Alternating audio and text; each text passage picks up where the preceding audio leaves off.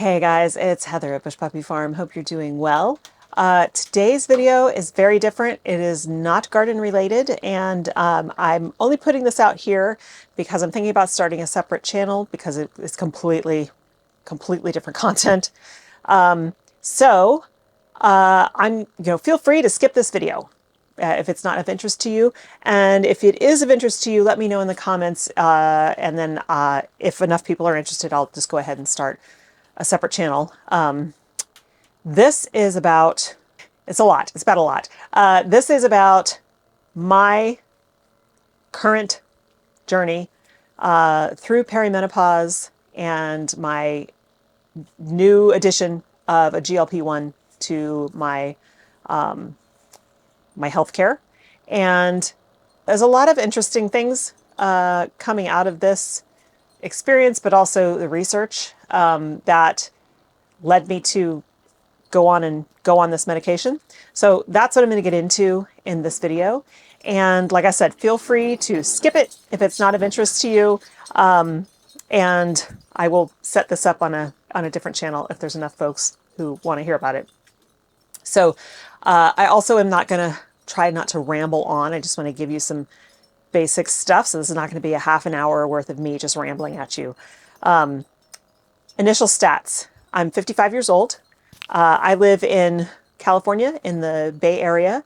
I am a flower farmer, so I'm a fairly active person. I also work out 3 to 4 days a week, sometimes 5.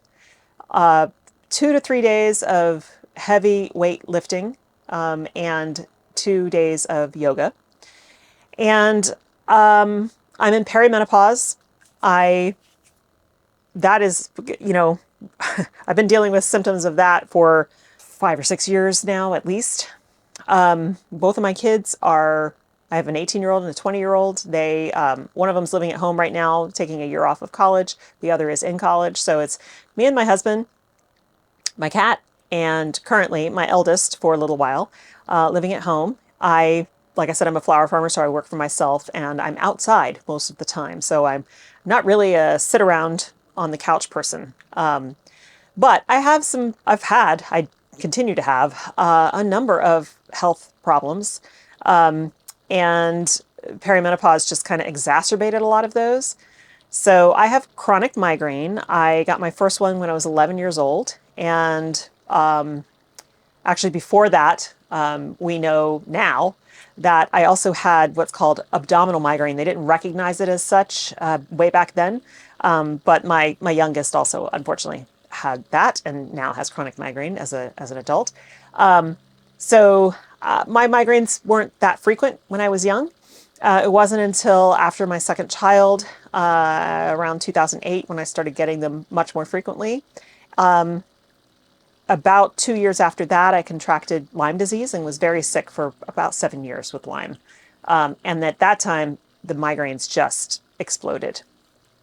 So I'm at a point now where my migraines tend to mostly be hormonally driven. I've been keeping track of my migraines for 10 years now in an app. And so I have very clear data as to what my triggers are. And it generally is hormonal change. So, of course, in perimenopause, your hormones are all over the place, up and down, everywhere, and constantly changing. And so that is triggering more migraines and sometimes longer lasting. This year alone, I have had 3 episodes of status migrainous, which is basically an intractable migraine. It doesn't matter what you take, you can't get rid of it. So in July, I had 28 days of migraine. Let's see, in September, I had another 3 weeks of migraine. And in November, I had another almost 3 weeks of migraine. And I do have prescription medication. It does work most of the time. But with the status migrainous, I end up using as many as I'm allowed to in a 30-day period. They restrict you on that because you don't want rebound migraine. So, and then I kind of run out of treatments. We have tried all the things. Greater occipital nerve block is the next step, but insurance won't cover that. So I'm hoping that I will start to lose my migraines once I'm fully in menopause.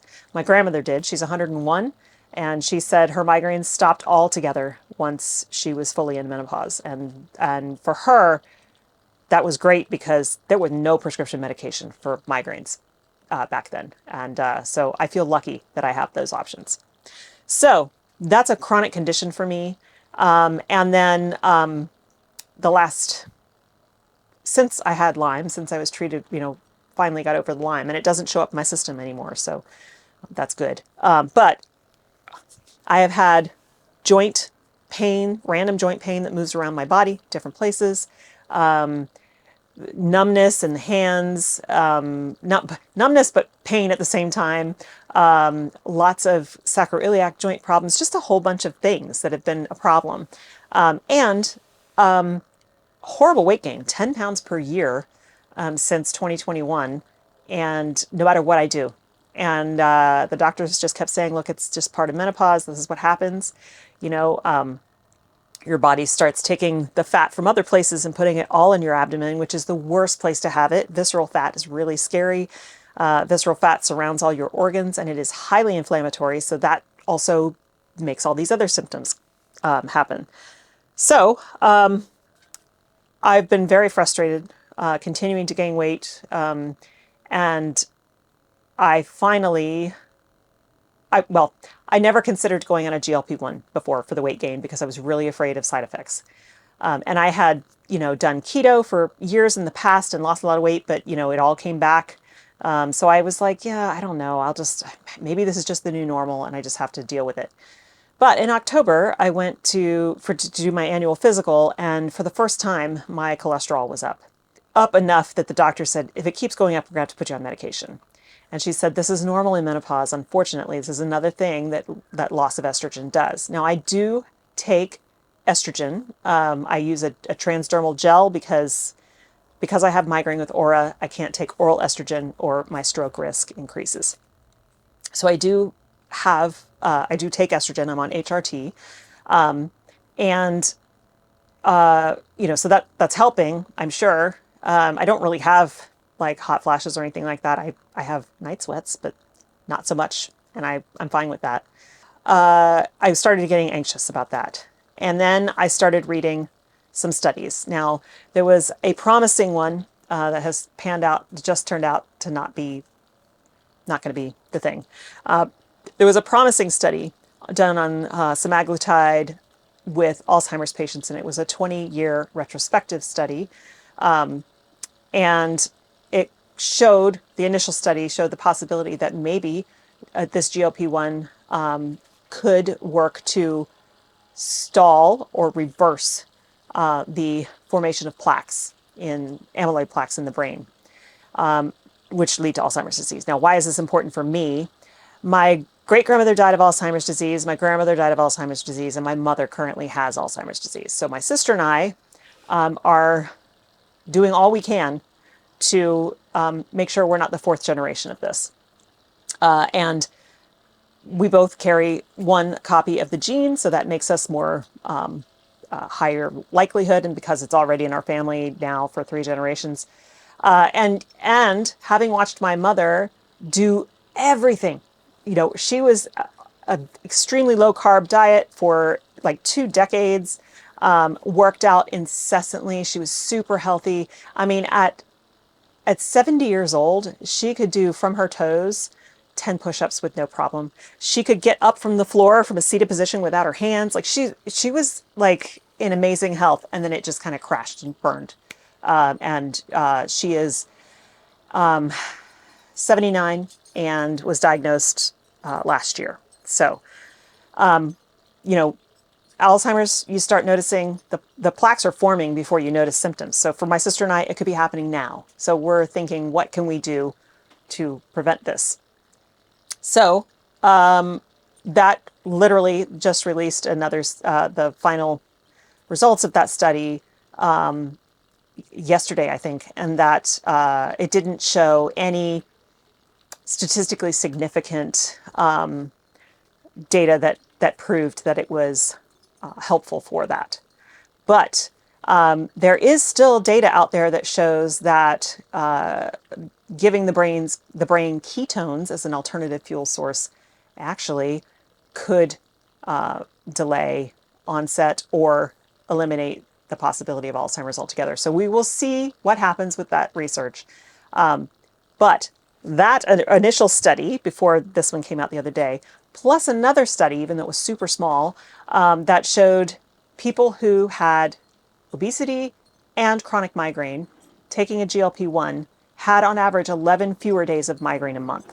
Now, again, it was a very small study. I think it was only 31 people. But after talking with my neurologist and with my general practitioner, we all agreed that it would be worth a shot for me to, worth a shot, it'd be worth trying the GLP-1 because maybe it would help my migraine. At this point, that's anecdotal evidence. That wasn't a big study. We'll have to wait and see what comes out. And I was hoping that it was going to be positive for Alzheimer's as well, but it's okay.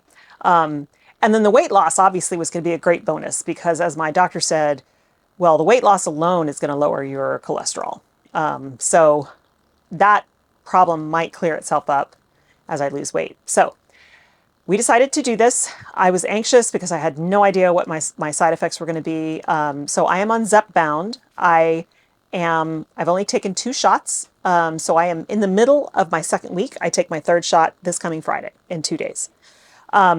So far, the experience has been very positive in a lot of ways. The first shot I took, first of all, I was not afraid. I'm not afraid of needles. When I was sick with Lyme disease, I had to give lots and lots of vials of blood every week for testing for various things. I'm very comfortable with them. So I wasn't worried about giving myself the shot. It was more like, how's my body going to react? That was what was making me scared.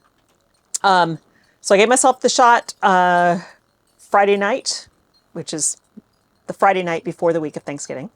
And the next day I woke up and I felt totally fine, but was not hungry at all, which is unusual, and had no cravings at all for anything.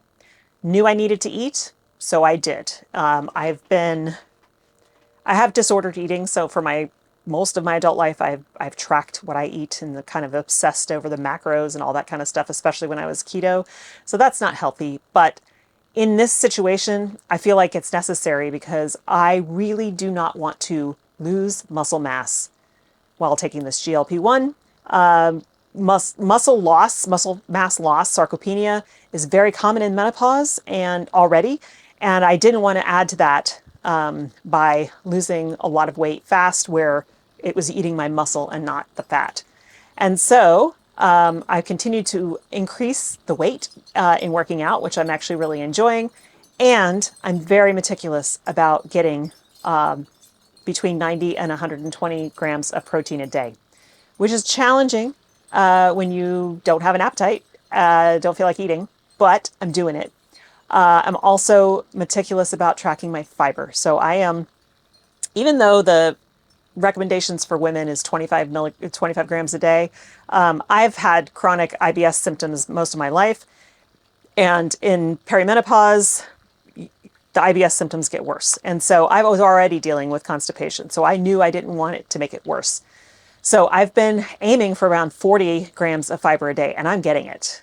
So I'm tracking my food and being very diligent about that. I use my FitnessPal because I've been using that for years. I get up in the morning and I make a plan for the day and I stick to it. And so what I like about that is I can fill in all the food. I can see, where I might be lacking, like, okay, I need to add more fiber in this meal or whatever. So yes, I'm a bit obsessive about that, and I'm hoping over time I can let all of that go. But right now, that's what's working for me, and so I'm doing it. I did not have any nausea with my first dose or my second dose. And actually, the first week we traveled, we flew, which is always a very high anxiety thing for me, and I wasn't anxious at all. I made sure I had plenty of snacks on the flight because I have a wheat allergy and a soy allergy already. So most of the time when I'm flying, I can't eat their food anyway. So I'm always preparing. I prepare ahead. So, we had wonderful time with family. I had a normal Thanksgiving where I could have I just put very small amounts of everything I wanted to eat on my plate, and I was perfectly happy with that. The first week was extremely cautious with how much I ate at each sitting, although for the most part, I have never been a person to eat that much in one sitting. I don't like feeling full. I like feeling satiated, but I don't like feeling full. I hate that feeling. So I haven't really had to change that because I kind of already don't eat a lot in one meal. So I did not feel like I was lacking anything, and I had no desire, zero desire for anything sweet, which is really wonderful because I've been, my body craves sugar obsessively. It's like all I think about when I'm not on this medication. So that has been really freeing.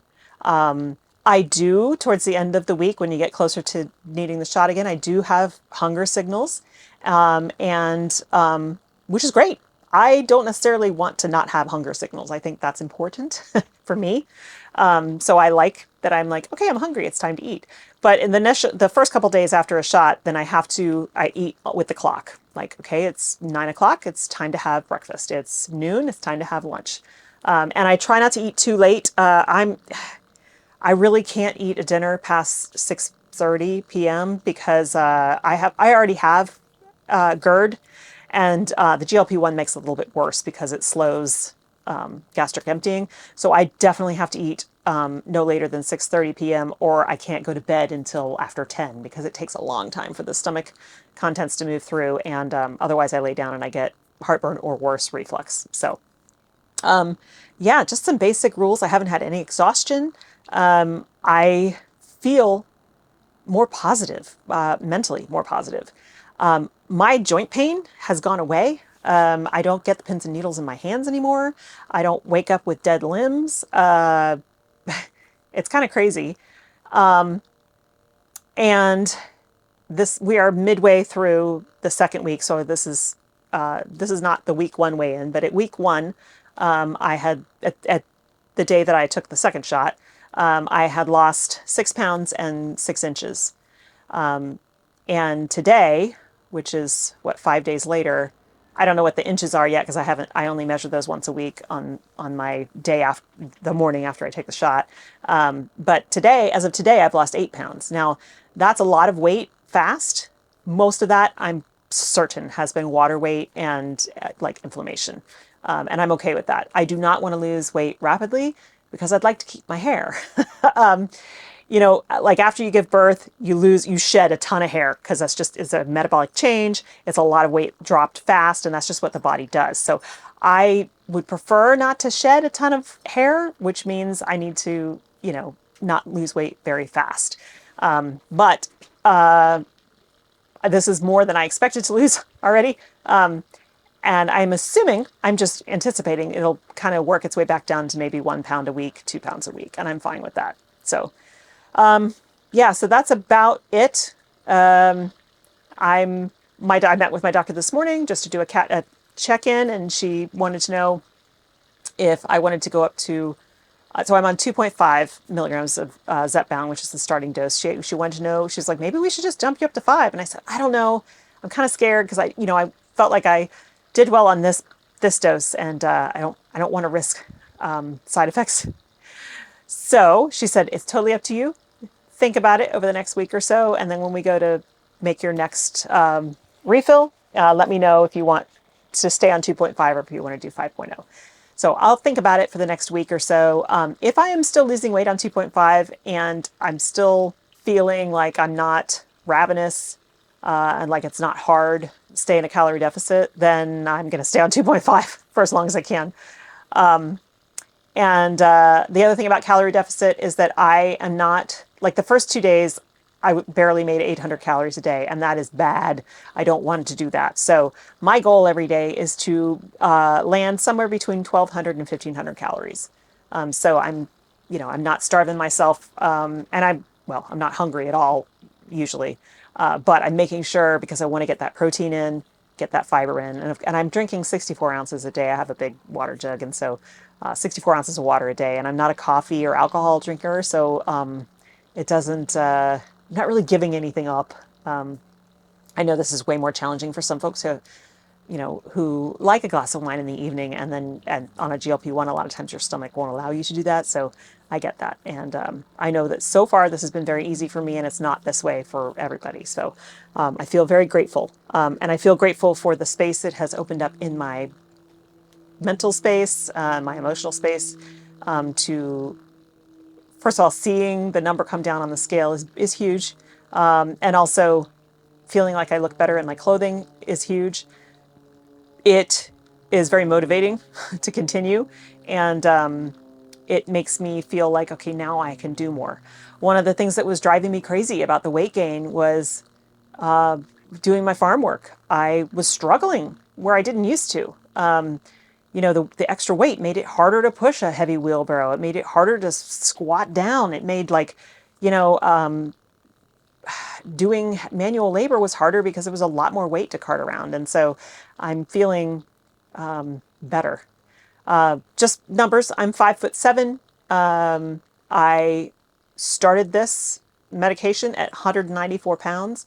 I've spent the majority of my adult life up until I had children under 160 pounds. In fact, when I hit 160, I was like, oh God, I'm so fat. Like you look back on that now, I'm like, that was 34 pounds ago. So I want to lose. I want to get down to at least 160. I'd be thrilled with that. But mostly, I want all my blood work and everything to look really good. Now, I'm lucky. My A1C has always been good. My blood pressure is very low. So if this helps me with my cholesterol and, you know, chronic migraine and potentially brain health, I mean, we just don't know at this point, but it can't hurt. It's not hurting. Then it will all be worth it. So that is my story. And like I said, if you are interested in hearing more about this, let me know. I will just set up another channel because folks who come here for gardening content probably don't want to just listen to this. And that's completely valid. So thanks so much for listening. I would very much entertain any of your questions or comments. It was a hard decision to make because there's so much stigma around it still. I am not looking to be super skinny Hollywood thin. That is not my goal. I want to be strong. In fact, I don't even care what the numbers on the scale say, considering I'm starting to lift heavier weight. I'm more concerned about what the tape measure says and how I feel in my clothes and how I feel physically. So thanks again for hanging out. Looking forward to hearing from you, and I will catch you in the next one. Bye.